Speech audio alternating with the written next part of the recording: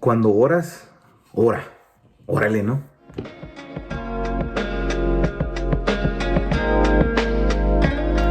Hola y bienvenidos a un episodio más del podcast. El día de hoy quiero pensar en esta idea de la oración.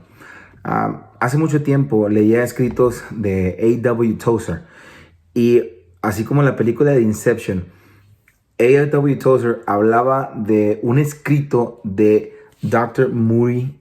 Stuart Moody, y decía que este hombre de Dios tenía ciertas reglas para orar, y una de esas reglas era que él tenía que orar hasta que haya orado.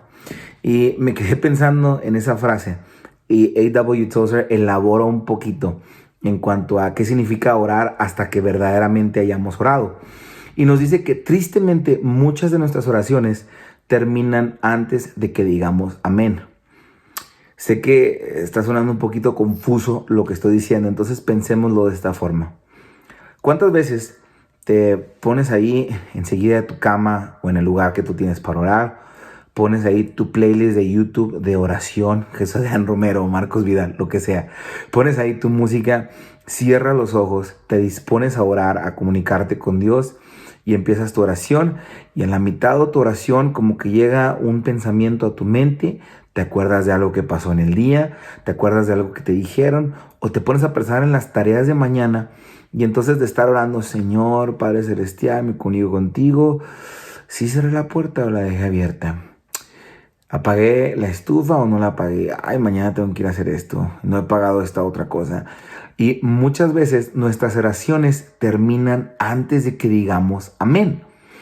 O sea, en nuestra oración, en nuestra comunicación con Dios, paramos de orar y solamente estamos hincados con los ojos cerrados, pero nuestra mente está pensando en mil y una cosa más. Muchas veces nuestras oraciones, en vez de ser una constante comunicación con Dios, lo tomamos como un tiempo para pensar en todas las cosas que no se lograron en el día. O lo usamos como algo tan repetitivo que ya tenemos la misma frase que utilizamos. Tal vez ya siempre que oramos estamos tan acostumbrados que no sé si les ha pasado que incluso durante la noche se mezclan oraciones. Por ejemplo, en la noche a mí me ha pasado que me pongo a orar así a la cama y digo, Señor, gracias por un día más de vida, permíteme descansar en paz, bendice estos alimentos y dale a los que no tienen. Y estamos tan acostumbrados a nuestras oraciones que se mezclan y entonces ya a veces ya no tienen sentido. O hay veces que estamos orando, pero se nos acaban las palabras, como si fuera una fuente y le cierran a la llave y ya no sabemos qué decir. Y entonces veo que mucha gente cae en clichés, como en decir la misma frase una y otra vez. Así, Señor bendito Padre, así, Señor bendito Padre, o aleluya, aleluya, aleluya. Y repetimos lo mismo porque nuestra mente pierde nuestra conexión con Dios y comenzamos a meter tantas otras cosas en nuestra oración. Entonces, este escrito nos hablaba de que debemos de orar hasta que verdaderamente hayamos orado. Un versículo muy conocido en la Biblia está en Primera de Tesalonicenses, capítulo 5, versículo 17, y sencillamente dice, orad sin cesar. Entonces, pensando en este concepto de orar sin cesar, ¿cómo entonces pasan historias como la que nos pasa a nosotros, ¿no? De que nos hincamos a orar en la noche, pero nuestra mente se va hacia otra cosa. O me ha pasado que estás en iglesias, ¿no? Y hermanos están dirigiendo la oración y de repente se van en otros rollos y otras cosas y uno sabe que este hermano ya no está orando. Su oración terminó aunque él siga hablando. Entonces, pensando en esto, dice uno, bueno, pues sí, como la Biblia dice orar sin cesar, y encontramos que nuestras oraciones a veces terminan muy rápido antes de decir amén. Pero no somos los únicos que nos pasa esto, ¿eh? Jesús mismo tuvo este problema con sus discípulos. En el libro de Mateo, este mismo relato lo encontramos en otros capítulos, pero en el libro de Mateo, Jesús va a orar al Getsemaní y deja a sus discípulos ahí en un lugar apartado, les pide que lo acompañen en oración. Y cuando baja Jesús del Getsemaní, los encuentra dormidos y les dice, ¿ni una hora pudieron acompañarme? Qué triste, ¿no? Que ni una hora pudieron acompañar a Jesús en oración. Y pregunto, hermano, ¿cuánto tiempo verdaderamente duramos orando? Y no me refiero a que si usted está hincado una hora, de esa hora, ¿cuánto tiempo verdaderamente estamos conectados con Dios? De esa media hora que estás hincado, ¿cuánto tiempo verdaderamente estás conectados con Dios? Por pensar en este versículo de orar sin cesar, pensamos que la oración se mide en cuánto tiempo tengo los ojos cerrados o cuánto tiempo duro de rodillas, pero la oración no se mide así. La oración se mide en qué tanto pude comunicarme o conectarme con Dios, con el Espíritu Santo. Es más importante orar hasta que hayamos orado que orar hasta que nos duelan las rodillas o hasta que nos vence el sueño y nos quedamos dormidos.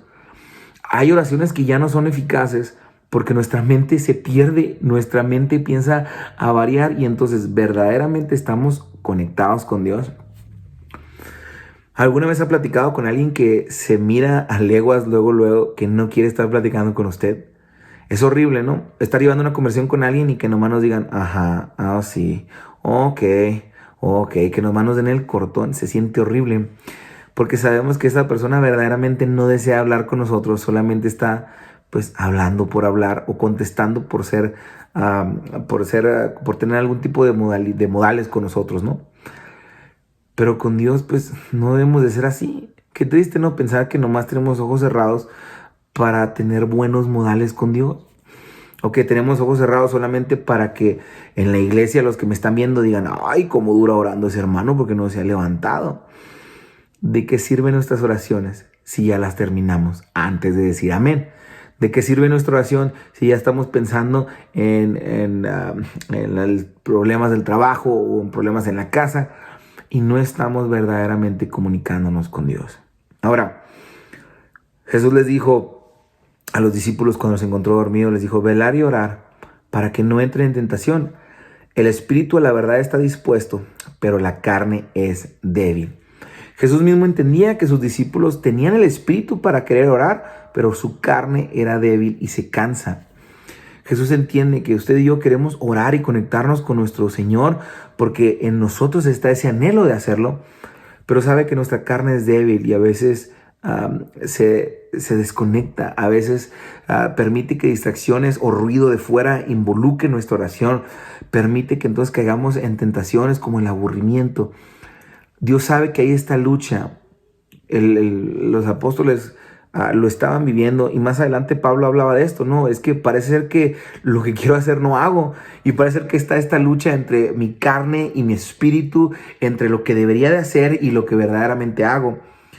Pero Jesús mismo nos ayuda, Jesús mismo nos enseña a que cuando nosotros verdaderamente platicamos con Dios, todas esas distracciones, todas esas cosas que quieren opacar nuestra mente, en lugar de permitirles el acceso para que roben el volante y nos lleven la oración hacia otro lado, para que nos roben la concentración de lo que estamos haciendo y nos dirijan hacia otro lado, debemos de ponérselas a Dios.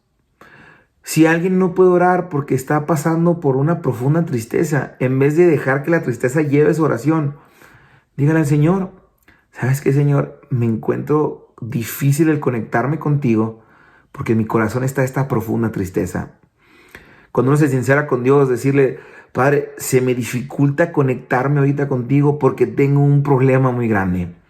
Se me dificulta quedarme enfocado, Señor, en lo que te estoy diciendo porque no dejo de pensar en los contagiados, no dejo de pensar en el futuro, no dejo de pensar en las elecciones o cualquier cosa que esté ocupando nuestra mente.